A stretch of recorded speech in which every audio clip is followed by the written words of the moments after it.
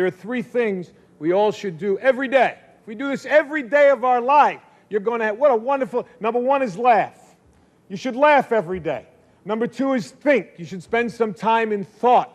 And number three is you should have your emotions moved to tears. Could be happiness or joy. But think about it. If you laugh, you think, and you cry, that's a full day. That's a heck of a day. You do that 7 days a week, you're going to have something special. This simple but inspiring quote given by Jim Valvano represents not only the attitude he held in the face of life's challenges, but lends itself to the endearing legacy he left behind. This legacy was not just an impressive basketball career, but was also notable in the worldwide struggle against cancer. Through prior knowledge of Jim Valvano, as well as research on his life, we feel confident in sharing with you his inspiring life and his legacy. We will share with you his early life, his career as a basketball coach, and what he contributed in the struggle against cancer. Jim Valvano was born in Corona, Queens in New York City in 1946 to a family of basketball enthusiasts. It can be said that basketball, like breathing, became second nature to him. In Seaford High School, he and his brothers played on his father's basketball team, and in the 1967 National Invitation Tournament at Rutgers University, he won Senior Athlete of the Year after steering his team to third place. In 1980, after bouncing around coaching at Rutgers, Johns Hopkins, UConn, Bucknell, Iowa, Valvano took the offer of being the head coach of the basketball team at NC State, the Wolfpack, where his life and career changed forever. Miracles, miracles, miracles. You hear this a lot in sports. If there is one thing that is certain, it's that the unexpected can happen, even on the biggest stage. After winning the ACC tournament in 1983, the Valvano-led 6-seed Wolfpack made it all the way to the championship game. Their opponent on the other side, the Houston Cougars, a team that was on a 26-game winning streak featuring future Hall of Fame stars such as Clyde Drexler and Hakeem Olajuwon. After going the distance with the Cougars into double overtime, tied 52-52, guard Derek Wittenberg launched a last-second desperation shot with time running out. Small forward Lorenzo Charles ran towards the basket to catch the ball and dunk it in. And then, it happened. NC State shocked the world, winning the NCAA 1983 men's basketball tournament in a major upset. No one was more ecstatic than Valvano himself, running around the court trying to hug somebody. After the championship game, NC State won the ACC tournament again in 1987, with Valvano winning the ACC Coach of the Year award. After retiring from coaching in 1990, Valvano became a broadcaster for ESPN and ABC Sports, winning the Cable Ace Award. In June 1992, Jimmy Valvano was diagnosed with a type of glandular cancer that can spread to the bones.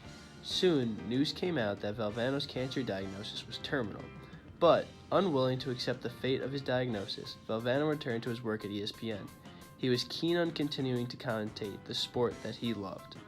Soon after, Valvano was also invited to give a speech at NC State to commemorate the 10th anniversary of his 1983 NCAA Nobody had more fun title. than I did in the 10 years that I was fortunate enough to be able to stand in that corner right before every game and thank God for the opportunity to coach at North Carolina State University. Throughout the speech, Valvano stressed the importance of love, laughter, and life. No less, it was here, under the lights of the Reynolds Coliseum, that Valvano debuted his famous quotation, "Don't give up. Don't ever give up." Just a mere 11 days later, Valvano spoke at the first ESPY Awards at Madison Square Garden. Upon receiving the Arthur Ashe Courage Award and Humanitarian Award, Valvano announced his creation of the Jimmy V Foundation. 2 months after Jimmy Valvano's ESPY Award speech, he passed away in Durham, North Carolina. However, his movement and his passion in the fight against cancer lives on through the Jimmy V Foundation. The foundation, started by ESPN and Valvano himself, seeks to generate support for cancer research. Since the start of the foundation, more than $200 million in grants has been awarded to help combat the fight against cancer. As well, the foundation donates 100% of its proceeds and has been recognized with 4 awards for their works in charitable ventures. The foundation continues to be well known for their advocacy, education, fundraising, and philanthropy.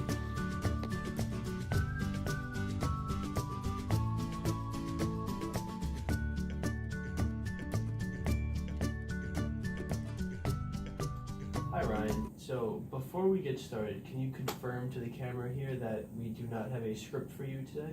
I can confirm that. Okay, so what we did was we just showed you a speech by Jimmy Valvano at the ESPYs. Can you confirm to the camera that you were not aware of Jimmy Valvano before watching that speech? I can also confirm that. So what was your first impression on that speech? Thought invoking. Thought invoking. What makes you say that? It made you think about the concept of how life is fragile. And you got all that just from one speech? Because that's a pretty profound concept, don't you think? True, but it drives the point home. Okay. He drove the You point. hear that? And what makes you think that he really drove that point home? He was able to use a series of stories both in past, before he had the affliction, and during the affliction to both gain the audience support Mm-hmm. for what he had been going through and what people after he dies will be going through,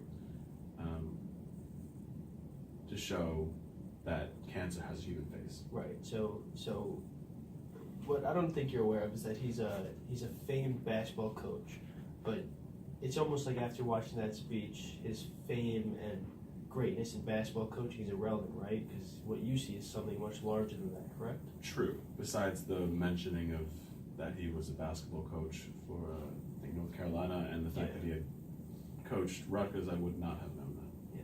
Because what he stands for and what he believes in and what he conveys to his audience is much greater, correct? Correct. The only time he used basketball was to gain the audience attention in the story about when he was in the coach at Rutgers. Thank you very much, Ryan.